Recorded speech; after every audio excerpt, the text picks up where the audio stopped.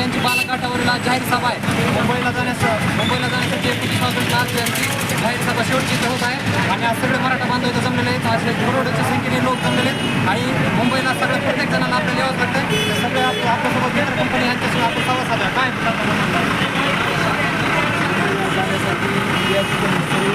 मराठा बांधव लाखोच्या संख्येने बाळाघाट आज या ठिकाणी भव्य दिव्य स्वरूपात सज्जन आहे.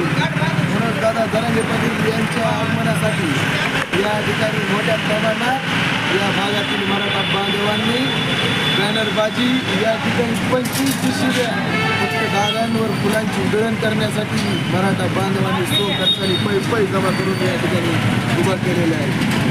त्याचबरोबर या ठिकाणी काही मराठा बांधवांनी नाश्त्याची सोय केलेली, पाण्याची सोय केलेली.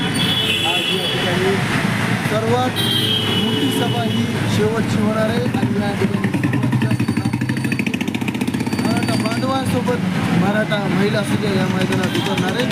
या ठिकाणाहून मनोजदादा जरांगे पाटील या ठिकाणी या सगळे मराठा बांधव ज्यावेळेस मुंबईत जातील त्यावेळेस आपल्या महिलांनी गावाकडे राहून काय खिंड लढवायची या ठिकाणी या इशारा बैठकीमधून दादा आपल्याला सांगणार. तुम्ही पण नाश्त्याची सुविधा केली अशी किती लोकांची नाश्त्याची सुविधा केली या ठिकाणी जितका समाज येईल तेवढ्या समाजाची सेवा करण्याची आम्ही या ठिकाणी सोय केलेली. धन्यवाद.